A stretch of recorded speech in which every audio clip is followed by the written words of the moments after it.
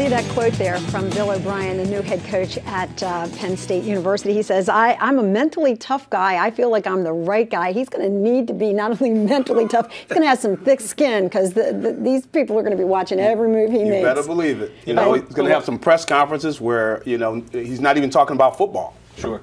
Yeah. You know what's worth pointing out, though, with Bill O'Brien? He has 2 young sons. And I really think that's important here. One with disabilities, too, that he has put a lot of time and effort and money into to help get along. And so I think he may have a different understanding of what's going on here than someone who, say, is Joe Paterno's age or someone who doesn't have children. 2 young boys, and this is a scandal where young boys were affected. Something to point out here that he knows about, you know, what it takes to raise a family and young kids. That's an interesting perspective. We asked you the question on Facebook whether or not you thought it was a good choice to bring Bill O'Brien in from the New England Patriots to Penn State. We're going to share some of those comments with you very quickly. John says, fresh blood, it's needed, big time. Mario says, who knows what else is going to come out? It's better to start new from outside. Harry writes, they did the right thing in bringing in an outsider. If I were young enough to want to return to school, I'd be proud to do so at Penn State. And John says, they had no choice but to go outside. It was the keep it all in the family attitude that allowed the whole craziness to continue as it did. If you want to tell us what you think, you can find me on Facebook. When you do, please, we always ask you to like us. And you can also email me directly at lynn@lynndoyle.net. I'm going to pose the question to the panel, which I posed to you earlier in the show. If you had the opportunity for your child or your grandchild to attend Penn State now in the climate that exists today, would you do it? Kevin?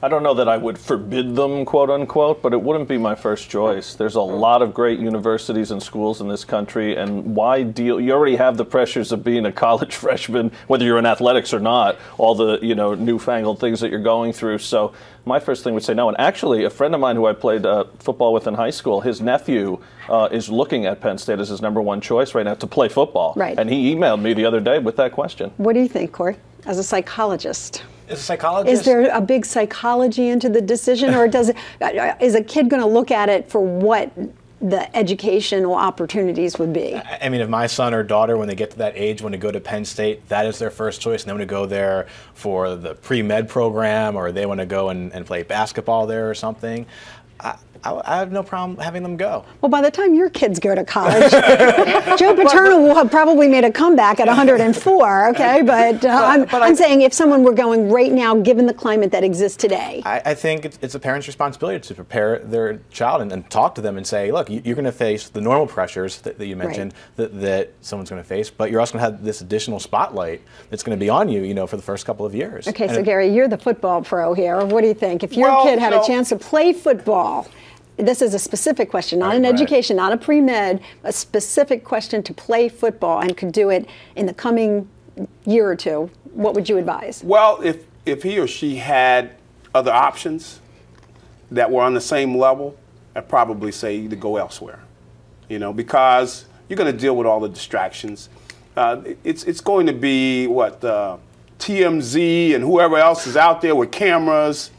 There's going to be a lot of distractions there for the kids. They're going to have to deal with it. So I'd rather say, let's look at it from a distance. Okay, and finally, Gina, Syracuse University also experienced a scandal at about the same time. It doesn't seem to be getting quite the same coverage and play that Penn State is getting.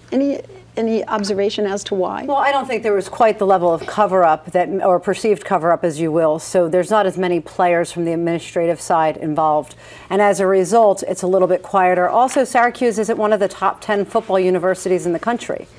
Okay, it's up there, but it's not one of the top 10. And this is all about football and the business of football. This is all about scandal and the business of scandal. So when you really think about it, Penn State has a bigger voice right now. All right, I think they got a break. I think Penn State helped Syracuse, because people say, enough already. Timing is everything. Gentlemen, ladies, thank you so much for being with us. If you were unable to get through and you want to tell us what you think, email me directly at lynn@lynndoyle.net.